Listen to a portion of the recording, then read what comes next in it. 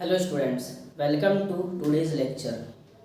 तो आज है हमारे इस चैप्टर का लेक्चर नंबर 3, जिसमें हमारा इंट्रोडक्शन ही चल रहा है। और आज हम लोग पढ़ने वाले हैं कि विकर्ण का मतलब क्या होता है। ठीक है, तो देखो यहाँ पे लिखा हुआ है कि किसी बहुभुज का विकर्ण जो होता है उसके किन्हीं दो शीर्षों को जोड़ने से प्राप्त रेखाखंड होता है। और ब्रैकेट में लिखा है आसन्न शीर्षों को छोड़कर। तो इसका क्या मतलब है, चलिए समझते हैं। तो देखो, अगर हम लोग एक डायग्राम बनाते हैं इस तरह से,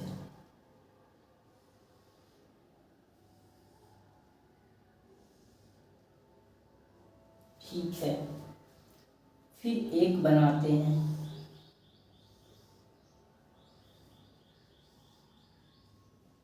इस तरह से, ठीक है, फिर एक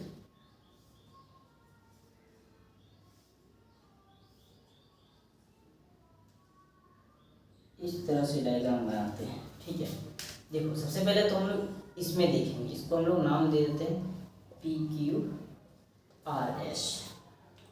ठीक है, अब देखो विकर्ण मतलब क्या हुआ। देखो ये हमारा क्या है, बहुभुज है। इसका विकर्ण जो विकर्ण का मतलब है उसके किन्हीं दो शीर्षों को जोड़ने से प्राप्त रेखाखंड हमारा विकर्ण हुआ।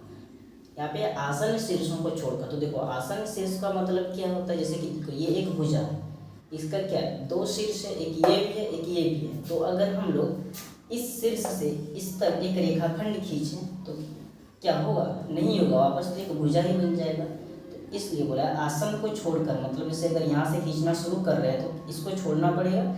ये यहाँ पे हम लोग खींच सकते हैं, बिकॉज अगर इस पे रेखाखंड हम लोग खींचे तो फिर एक भुजा ही बन जाएगा। तो इसलिए बोला देखो हमारा बहुभुज है, अगर इस पे विकर्ण खींचना है तो उसके कोई दो शीर्षों को जोड़ना पड़ेगा, यानी कि रेखाखंड खींचना पड़ेगा, और उसे ही हम लोग विकर्ण बोलेंगे।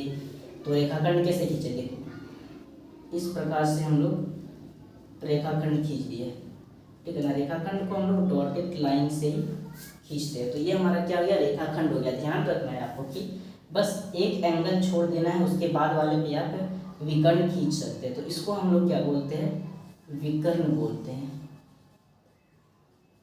ठीक है, अब देखो यहाँ पे भी हम लोग विकर्ण खींच सकते हैं। अगर P से हमको एक विकर्ण खींचना है तो ध्यान रखना है एक एंगल छोड़ना है, मतलब एक पॉइंट छोड़ देना। तो इस पे ना खींच के हम लोग विकर्ण जो है इस पे खींचेंगे। ठीक है, यानी कि हम लोगों ने यहाँ पे इस पे विकर्ण खींच दिया। अब देखो इसको अगर हम लोग इधर से देखें चाहे इधर से देखें, हमारा एक एंगल यानी एक कोण को छोड़ने के बाद खींचा है। तो देखो इधर से देखें तो यहाँ पे छोटा, इधर से देखें तो यहाँ पे छोटा। इस प्रकार से हमारा क्या हुआ, एक विकर्ण बन गया। इसको भी हम लोग क्या कहते हैं, विकर्ण कहते हैं। ठीक है, अब देखो इस पे हम लोग विकर्ण कैसे खींचेंगे। तो सबसे पहले हम लोग इसका नाम दे देते हैं PQRS, नाम दे दिया। अब देखो मान लेते हैं हमको P से जो है क्या करना है, एक विकर्ण खींचना है। तो क्या करना है, सबसे पहले एक एंगल को छोड़ना पड़ेगा। अगर इधर से देखें तो यहाँ एक पॉइंट छोड़ दिए, यहाँ पे आ जाते हैं, तो यहाँ पे हमारा विकर्ण एक खींच जाएगा।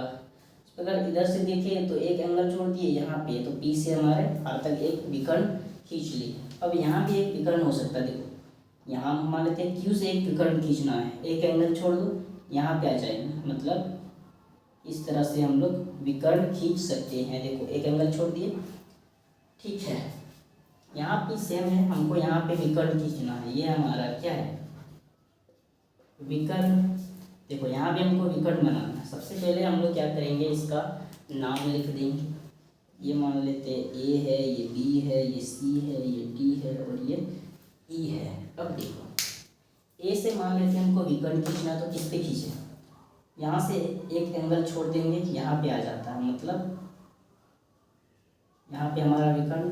सेम इधर भी होगा, एक एंगल छोड़ दो, यहाँ पे आ जाता है, मतलब यहाँ पे हम लोग विकर्ण खींच सकते हैं। अब देखो अगर हमको B से विकर्ण खींचना है तो हम लोग कितने विकर्ण खींच सकते हैं, एक एंगल छोड़ना पड़ेगा, यहाँ पे आ गए, मतलब यहाँ पे एक विकर्ण आ जाएगा। फिर इसको भी अगर इधर खींचे तो यहाँ पे इसको छोड़ना पड़ेगा, और यहाँ पे खींच दिए। आप लोग सीधा करके बना लीजिएगा, थोड़ा टेढ़ा हो गया। ठीक है, उसी प्रकार से अगर हमको ई से विकर्ण खींचना है तो एक एंगल को छोड़ के यहाँ पर खींचती है, अब यहाँ से एक एंगल को छोड़ के यहाँ पे आ जाएगा, मतलब हम लोग इस प्रकार से यहाँ तक एंगल खींच सकते हैं। ठीक है, अब देखो ये जो डायग्राम है इसका नाम क्या है आप लोग बताइएगा, क्योंकि पिछले लेक्चर में हम लोगों ने इसका नाम बताया है और उससे पहले वाले लेक्चर में भी इसका नाम आपको बताया है। तो यहाँ पे हम लोगों ने टोटल कितना विकर्ण खींचा? 2। ठीक है, अब यहाँ पे देखो, यहाँ पे भी हम लोगों ने कितने विकर्ण खींचा है? 2।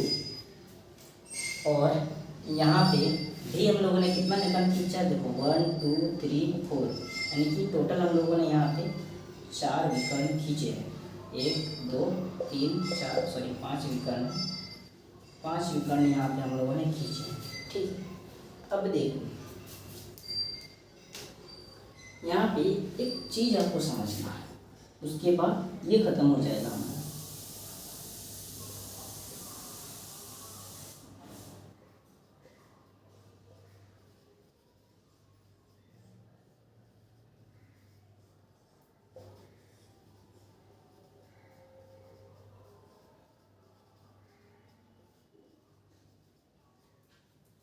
देखो हम लोगों ने यहाँ पे लिखा है कि त्रिभुज में जो है ना विकर्ण नहीं खींचा जा सकता है। ठीक, कैसे?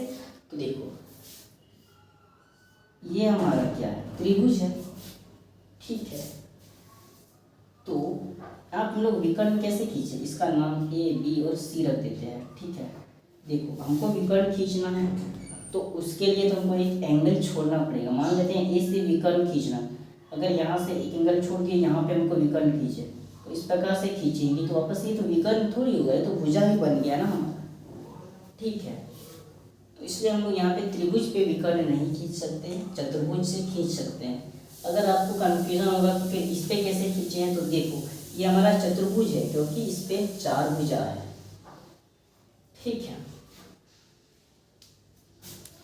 तो आई होप कि ये विकर्ण आपको समझ में आया होगा। उतार लीजिए, और 2 टॉपिक हमको पढ़ना है इस लेक्चर में। तो चलिए देखते हैं। नेक्स्ट पॉइंट है कि अभ्यंतर क्या होता है और बहिर्भाग क्या होता है। तो सबसे पहले इसका डेफिनेशन पढ़ते हैं और इसके बाद इसको समझेंगे। तो देखो अभ्यंतर क्या होता है? किसी भी सरल बंद वक्र के आंतरिक भाग को अभ्यंतर कहते हैं। देखो यहाँ पे बोला सरल बंद वक्र का जो अंदर वाला भाग है उसको अभ्यंतर कहते हैं। और बहिर्भाग क्या होता है कि किसी भी सरल बंद वक्र के बाह्य भाग को बहिर्भाग कहते हैं। तो देखो किसी भी सरल बंद वक्र के, तो सरल बंद वक्र का सबसे पहले चित्र बनाते हैं। सरल बंद वक्र क्या होता है? जो बंद हो और दूसरे को एक मतलब एक दूसरे को कहीं खुद के काटे ना। जैसे ये हो गया, ये हो गया, ये हमारा क्या है? एक सरल बंद वक्र है। ये भी क्या है? हमारा एक सरल बंद वक्र है।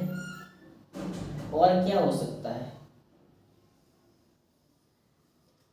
अच्छा, ये भी क्या है? हमारा एक सरल बंद वक्र है, क्योंकि ये बंद है और दूसरा खुद को कहीं पे काट नहीं रहा।